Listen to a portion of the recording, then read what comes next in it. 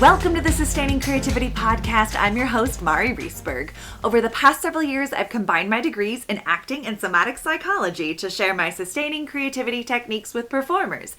And now I've decided to share it with a bigger audience that includes you. I believe we are all creative, and this podcast is all about that. I'll be interviewing people from all backgrounds, ages, and creativity experiences to share just how creative we all are. Today, I'll be chatting with William Warren, illustrator, author, and entrepreneur. Please enjoy William Warren.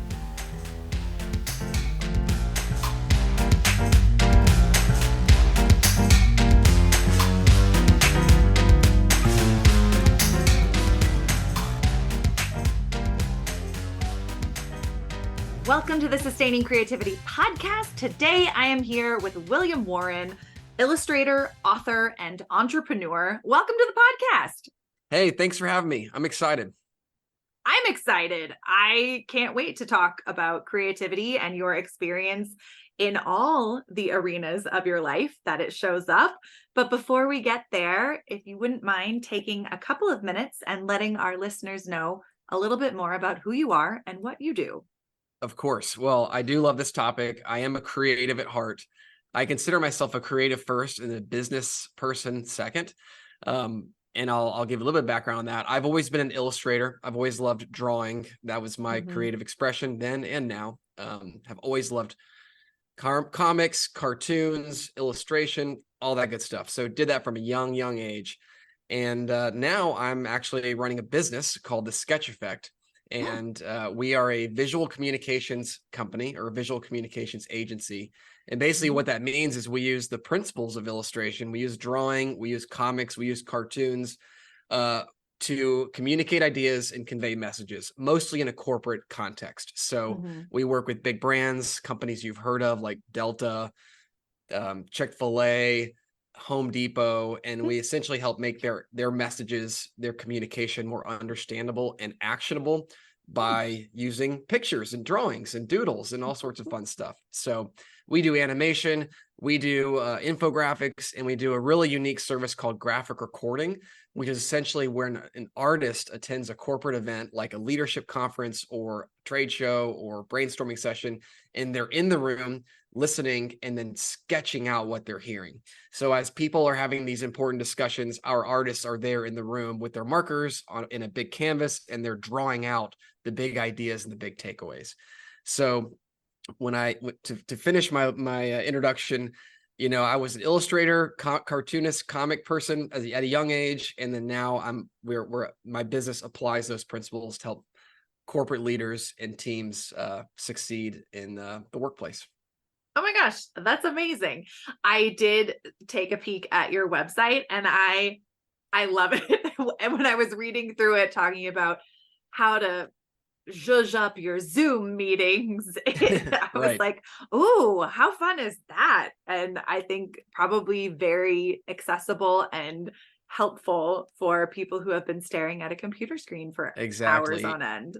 2020 was quite an adventure for us. It began as extremely disruptive and terrifying when every corporate live event was canceled.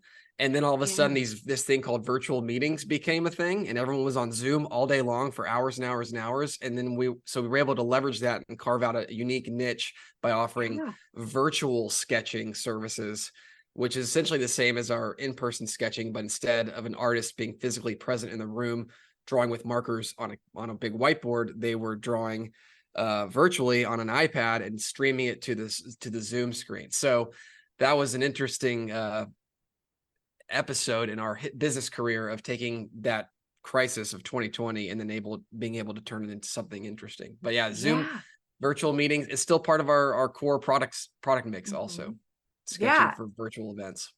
Oh my gosh. And so much creativity to pivot like that and change how you do something to make it accessible in a new platform. So exciting things. But when you think about being creative or creativity, what does it mean to you to be creative?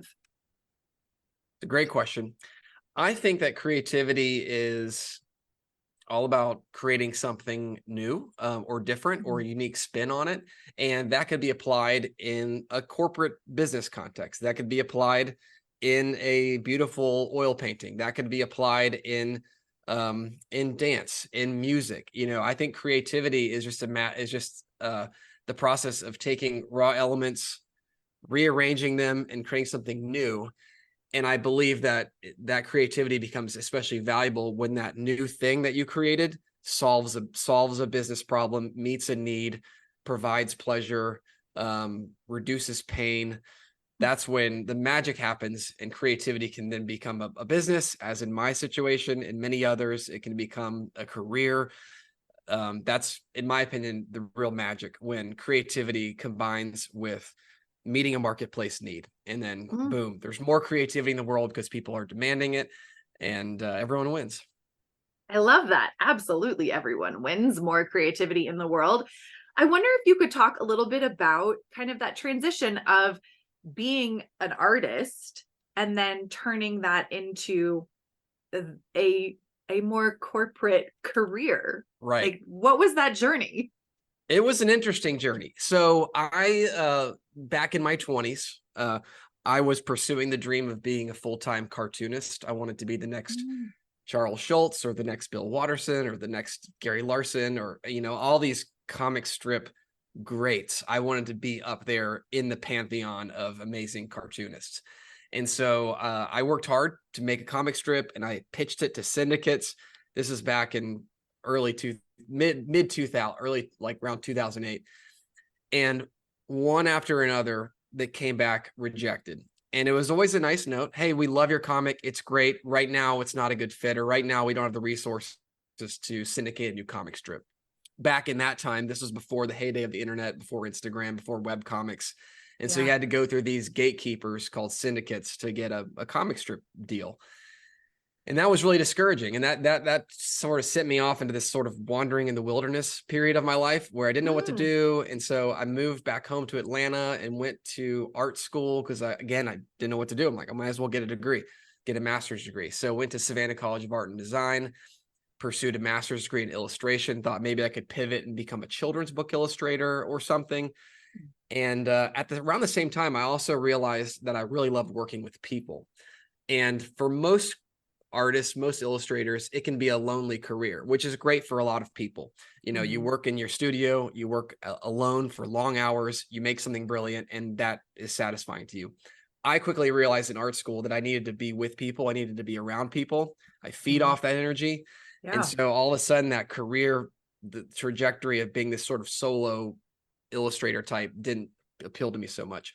So I end up getting a part-time entry-level marketing job at a big company here in Atlanta. And again, it was entry level, it was part-time, but while I was in that role, I learned about business. I learned the basics of having a good product, the basics of leadership, of marketing, of branding, all these business concepts that I had never really thought about. I never taken a business class, never really read a business book, never listened to business podcasts. Now I do all the time. I love it. And so while I was in that role, I still needed to be creative. So I started to inject creativity when and how I could into my day-to-day role. So for instance, if we were having a team meeting and there was a whiteboard in the room, I would hop up on the whiteboard, bust out some dry erase markers, and doodle our notes, visually note take during that meeting. Or if I was delivering a presentation, I would illustrate my concepts, scan them in, put them into my PowerPoint deck. Or at a minimum, I would just sketch my notes during meetings in my own personal notebook. And for me, this was just a creative outlet. This is just a way for me to inject some creativity in my day-to-day job, which did not involve drawing, did not involve sketching. And so I was just trying to squeeze it in there. But what I realized is that people found value in what I was providing to those meetings. They said, wow, William, that drawing you made on the whiteboard is really helping me grasp the ideas. It's really helping me understand the concept. They take pictures of it, they share it, they print it out. It becomes a resource for people.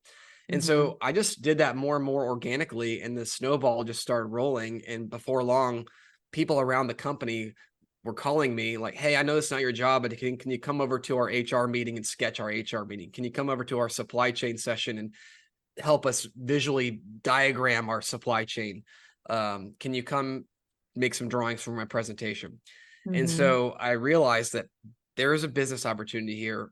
People want this. This is adding value, and I'm excited by it. So I decided I took a couple of side jobs, did PTO, did the side hustle thing for about 6 months, built up a couple of clients, got some experience, and then decided it was time to leave my job. So that was about 10 years ago that I left that job and started the Sketch Effect. And we've grown every year ever since, and it's been a great ride. And like I said, it's all about taking creativity, but then leveraging it to solve a need in the marketplace. Yeah. Oh my gosh, what a journey. And I love that it just kind of started by you doing something that you love doing, sketching and drawing, and other people learned or were benefited by it, that, you know, that piece that they're gaining something from. So Right. that's amazing. I'm so curious. Oftentimes with people who have that creative career orienting, you know, all of their creativity goes into that. What are the things that you do not related to your career to kind of keep your own creativity high and vibrant? Well, that's quite a conundrum for a lot of creative professionals. Is, we our creative thing is a passion of ours, and then we end up as grown-ups and we're working, we're getting paid to do that creative thing. And oftentimes that can suck the passion out of it. That can make it feel like work. And I'll be honest, there are times when drawing feels a little bit like a job, because it is a job. I still love it, but it still feels like work. So going back to your question, I always encourage creative people, especially creative professionals, people who are doing their creative thing for a living, is to carve out time to get inspired and get creative in other areas of their life. So what does that look like? One, it's pursuing adjacent creative interests. So I'm an illustrator. What would that look like for me? That would maybe be like picking up my guitar that I haven't played since college. Maybe that's doing oil painting. Maybe that's, I don't know, building something. I don't know. So that's one thing I always recommend, is pursuing adjacent creative activities, and then funneling that creativity back into the main thing. Also, I'm a big fan of just like inputs, lots and lots of inputs. So books, podcasts, and I'm not talking about mindlessly scrolling on Instagram. Everyone wants to do that, and I don't know how valuable that is. I'm talking about deliberate inputs. So I'm a big advocate of reading. You can see I got a massive bookshelf behind me. Love reading books. And I would recommend reading books across genres. You might say, I just love novels, or I just love whatever. Try a history book, try a business book, try, historical fiction, read a comic book, get a lot of inputs. And then, once those inputs are inside your brain, then the creativity just swirls and spirals out of that. I think a lot of people these days, we're too content with just the input of scrolling the TikTok or scrolling the Instagram. And there can be value in that, but if it's deliberate. I mean, the way most of us are trained to do social media is just to passively consume. Right. And I think creativity is an active thing. It's deliberate, it's intentional. So those are two things I would offer, is just make sure you're pursuing adjacent creative activities on the side, and then also can keep a steady feed of good, positive, intentional inputs, feeding into your creative person.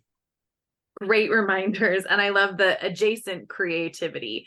I think that is really important, that it doesn't have to be, oh, I have to now draw for my own pleasure, but like, no, I can go do other creative things like cooking or, dance or something else that I also enjoy. That's just for me. It's not necessarily to be shared with other people or to be made public like your creativity for your career is. So right. Yes. And that's a great reminder. A lot of us creatives, we get conditioned to thinking that my creativity is only valuable if it's consumed by others, if others give us accolades or review it or give us feedback or praise us for it. But there's value in just making something just for you. You're the only audience, and it relieves the pressure. It allows it leads to more freedom. It leads to more fulfillment, because if you're only creating with the audience in mind, then it's going to like tarnish the creative process. It's not going to ruin it, because I believe making creativity for an end user, or using creativity for an end user, is great.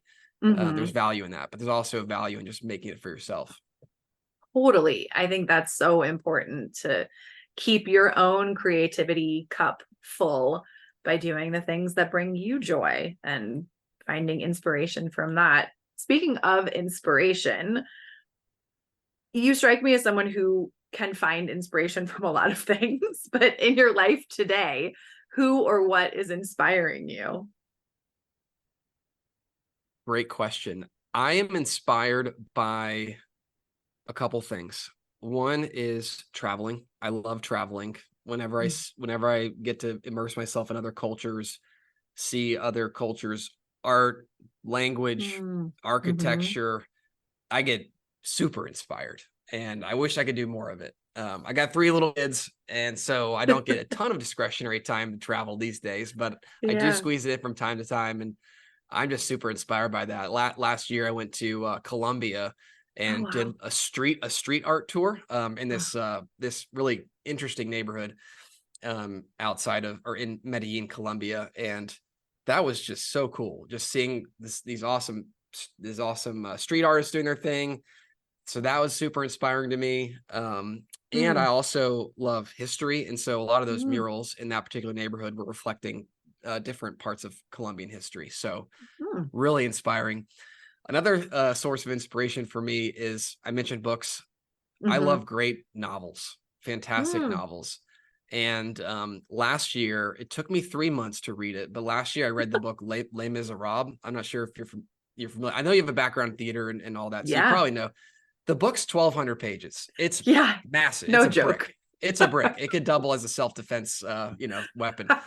Right. But for 3 months, I was engrossed in that. And I tell people it's kind of like the anti-TikTok. Whereas like TikTok and Instagram is all about the quick hit, the rapid fire. Reading a big classic novel like Les Mis is the opposite of that. It's a deep dive. You got to focus on every word. You got to really immerse yourself in the characters and the story. And I was incredibly inspired by that, and still am. I get goosebumps just thinking about it. I love the show. I've seen the show lots of times, but this is the first time I'd read the book.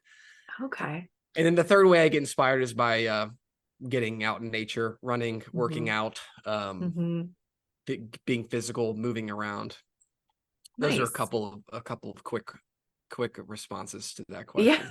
No, I love it. I love like the 3 different, because they cover different arenas and finding inspiration from different places. And it's that, I think it's important that we have those different avenues of inspiration. So we're not just getting it from the scrolling through social media, that we have reading or running or, whatever else brings you that sense of, oh, now, I get to take what I've just immersed myself in and turn it into something else, or it can inform the next thing that I'm doing in my job. Yeah. And it's amazing the breakthroughs that happen in those moments. Yeah. I mean, I remember, I feel like it was the last time, back to Les Mis, I think the last time my wife and I saw it, I feel like I had a great like business idea that just came into my brain in the middle of that show. And it had nothing to do with, I wasn't thinking about business. It's just that there's just magic that happens when you're doing these inspirational activities. The synapses are firing and the connections are made. It's kind of like similar to why great ideas come to you in the shower sometimes. It's because you're not really thinking about anything, and it kind of opens up the opportunity for inspiration and new ideas to come. Absolutely. It's so great. What do they say? Like 85% of people get their best ideas while showering or bathing, doing some mundane task. Yeah, I believe it. Yeah. Now, working in the corporate world, I imagine you come across people who do not feel like they're creative, like all the creativity is for someone else, it's not for them. But how would you encourage those people to find creativity in their life? That's a great question, and we do get that a lot from our clients. In fact, we lead sketch workshops. A lot of our clients, they'll hire us and we'll come and we'll teach them the basics of visual thinking and the basics of visual note taking and how to use icons and color and different things. And there's always some in the room who are like, I'm not creative. I'm not an artist. Yeah. And I say, I get that. I understand, but you were an artist once, when you were a little kid, once upon a time, you were not intimidated to draw in front of other people. You were proud of your illustrations, and then at some point along your journey, someone told you you're not a good artist or you're not creative. And then that just, snuffed the torch of creativity in their lives. And so I always remind them of that we are born as visual thinkers, visual, storytellers. We're born drawing, before we can read and write, we can draw pictures. And so it's part of our DNA. And then I also encourage them, sort of like we started out this interview with, is that creativity doesn't mean you're a painter or you're a dancer or you're an illustrator or you're a musician. Creativity is just is taking inputs, raw materials, rearranging them and making something new. And especially in the corporate world, it's making something new that solves a problem. Yeah. And that adds value to people's lives. So I just encourage people to, one, don't beat themselves up that they're not an artist or not creative. Everyone is creative and artistic in different ways. And that creativity manifests itself differently based on our skills and abilities.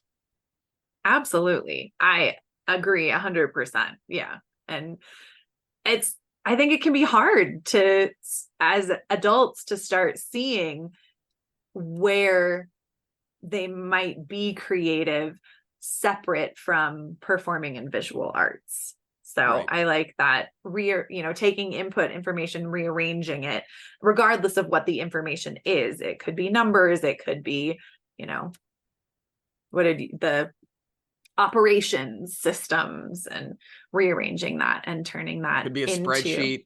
Yeah. Could be a financial document, could be tax form. I mean, there's ways to inject creativity in all aspects of life. Absolutely. Oh my goodness. This has been such a treat to chat with you. I have one last question. What does it feel like in your body to be creative? Wow, cool question. What does it feel like in my body to be creative? It feels like I'm fulfilling my purpose. It feels like I'm doing what I was made to do. And that's a good feeling, I don't know if everyone gets the point, but when I'm with a client I'm with my team and we're creating something from nothing and we're providing value and we're meeting needs and we see them light up, we see them get excited. It makes me feel like my purpose is being fulfilled. My talents are being leveraged. I'm doing what I was made to do. And that's a great feeling. That's just a very authentic, raw feeling that doesn't come all the time. So I love it. That's how it feels for me.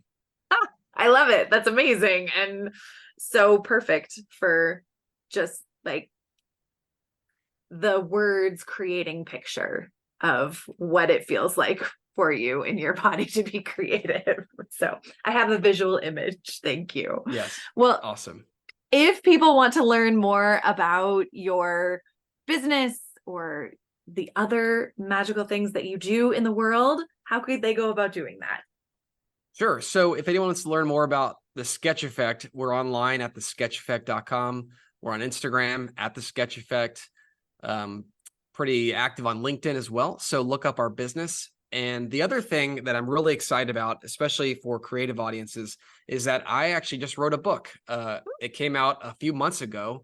It's brand new. I'm super excited about it. It's called The Conquering Creative. And it's essentially a business book for creative people. So any creative person who wants to take his or her skills, passions, talents, and then turn it into a sustainable career or a thriving business, this is the book for them. And it's not written like a typical business book. It's fully illustrated. It's fast to read. Chapters are short. It's arranged topically by theme. So if you want to read the chapter about hiring a team or the chapter about productization, then you can go to that chapter and read through it. And I'm really excited about it. I wrote the book for people like me from 10, 15 years ago, people who wanted to be a professional creative, but were intimidated by the business side of things. And so this is my way of taking 10 years of lessons learned and condensing it into 9 chapters.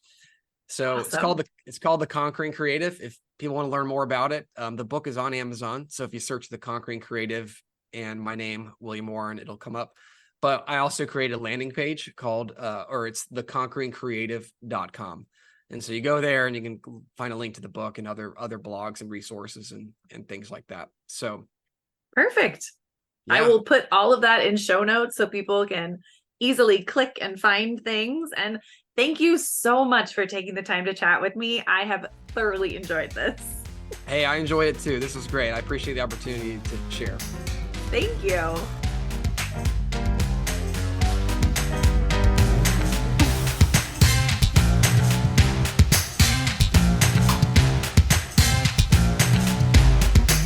Thanks for listening to the Sustaining Creativity Podcast. We'd love to keep in touch, so follow us on Facebook and Instagram. We are at Sustaining Creativity. Make sure to subscribe to the podcast wherever you listen to podcasts. Tag your friends and family so they can listen too. We love to hear from you, so leave your reviews, comments, and questions. Check out our website, sustainingcreativity.com, for upcoming offerings and creativity coaching. Tune in Tuesdays for our next episode. And remember, with creativity, anything's possible.